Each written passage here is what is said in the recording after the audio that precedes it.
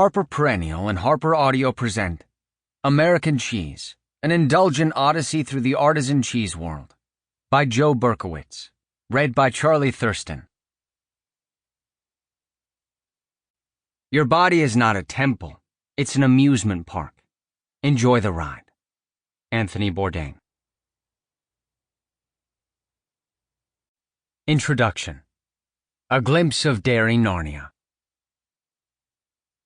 I used to be a normal person, relatively so anyway. Whenever someone wearing an apron would ask, "Do you want cheese with that?" I'd say things like, "Sure," and "obviously." You know, normal stuff. When that question comes up now, though, well, I mostly still say those things, but only after performing some milky calculus. Back when I was a civilian, I'd walk into a corner deli for a breakfast sandwich and slobber over sweaty slabs of Velveeta stacked into lactic ziggurats. My fridge was never without pepper jack, the most exotic cheese in my repertoire at the time, along with Trader Joe's burrata, its squishy center erupting in a sluicing gush like a McGriddles.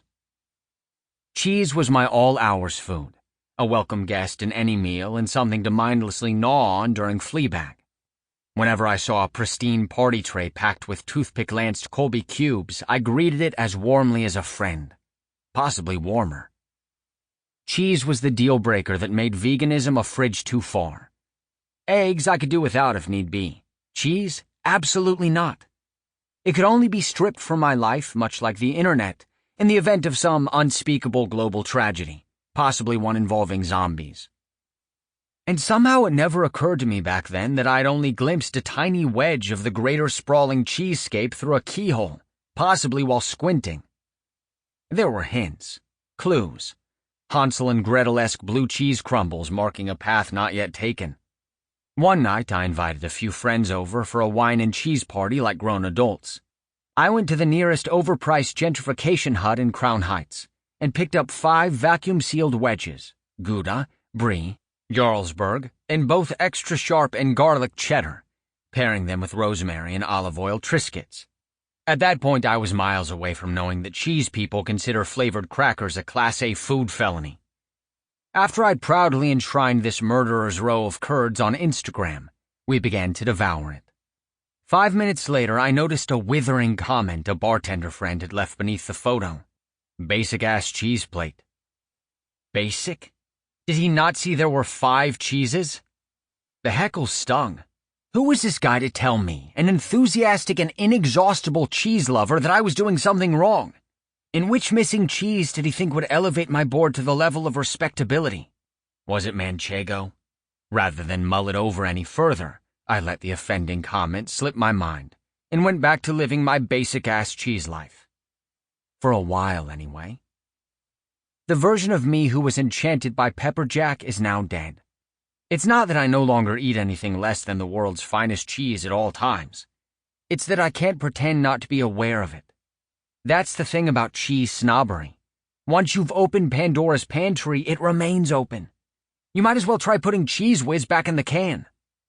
I will never again eat an omelet without knowing how amazing Gruyere del Page would taste slowly sinking into it, like a fluffed bedsheet collapsing onto a pillowy pile of eggs.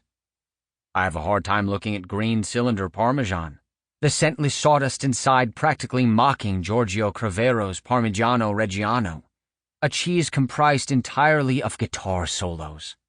I can't eat a grilled cheese sandwich without wishing molten cloth-bound cheddar were in the middle, maybe with some Roquefort mixed in too, for contrast and spice. Once you know about knee-buckling cheese, you can't unknow it. You can try to ignore its salty siren song, but your taste buds won't let you forget it. Why would anyone ever want to forget cheese, though? Here's how I ceased to be a normal person. It all started when I wanted to surprise my wife for Valentine's Day. Being a continuously surprising partner is hard work. If 2 people stick together for a certain number of years, let's call it 5, they start telegraphing their every move like weary prize fighters. Each knows what to expect from the other, and comes to rely on it in a way. But they're always grateful for upended expectations. Otherwise, it all starts to feel like choreography. By early 2018, I'd already surprised my wife, Gab. Sample complete. Ready to continue?